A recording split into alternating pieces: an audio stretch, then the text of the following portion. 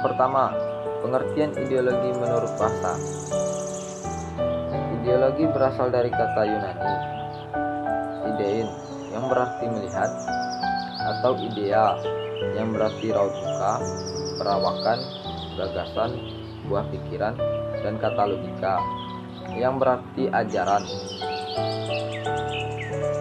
Dengan demikian, ideologi adalah ajaran atau ilmu tentang gagasan dan buah pikiran, atau scientia des ideas.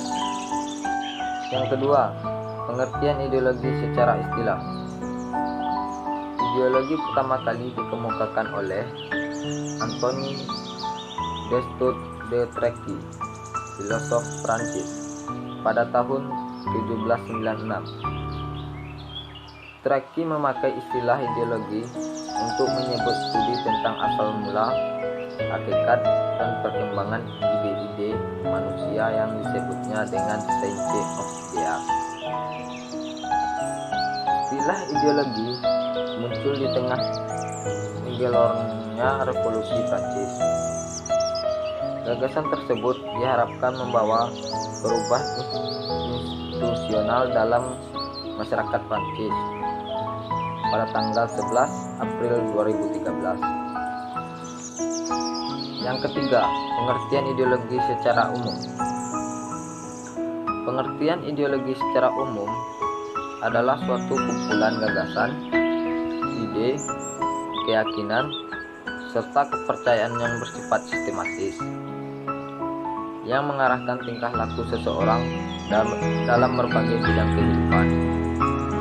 Keempat, pengertian ideologi menurut para ahli.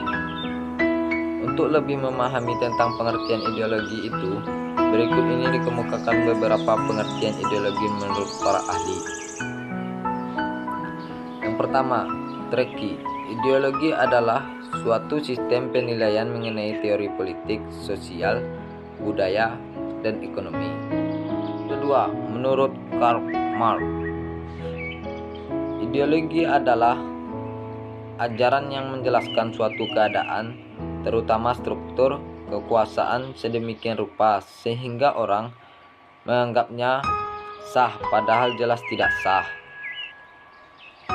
Yang ketiga, menurut Ensiklopedia Populer Politik, ideologi merupakan cabang filsafat yang mendasari ilmu-ilmu seperti sosiologi dan politik. 4.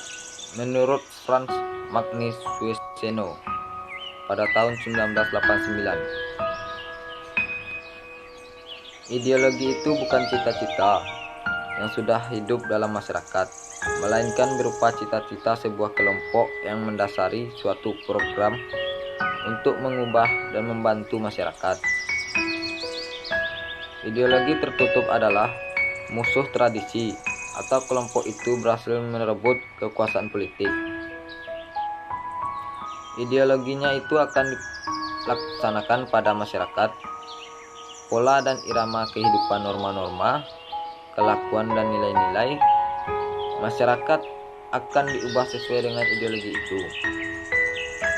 Ideologi itu biasanya bersifat totaliter, jadi menyangkut seluruh bidang kehidupan. Dengan ideologi di sini dimaksud segala macam ajaran tentang makna kehidupan, tentang nilai-nilai dasar, dan tentang bagaimana manusia hidup dan bertindak. Ada beberapa contoh penerapan ideologi Pancasila dalam kehidupan sehari-hari, seperti penerapan kelima sila dalam kehidupan sehari-hari. Yang pertama, ketuhanan yang Maha Esa. Contohnya, bersedekah dan berdoa dan menghargai agama lain. Yang kedua, kemanusiaan yang adil dan beradab, saling tolong-menolong dan tidak milih-memilih dalam pertemanan. Yang ketiga, persatuan Indonesia, mencintai dan memakai produk asli negara sendiri. Yang keempat, kerakyatan yang dipimpin oleh hikmat kebijaksanaan dalam permusyawaratan perwakilan, bermusyawarah dan berdiskusi. Yang kelima, keadilan sosial bagi seluruh rakyat Indonesia. Contohnya, melaksanakan piket kelas dan bekerja sama dalam kehidupan sehari-hari.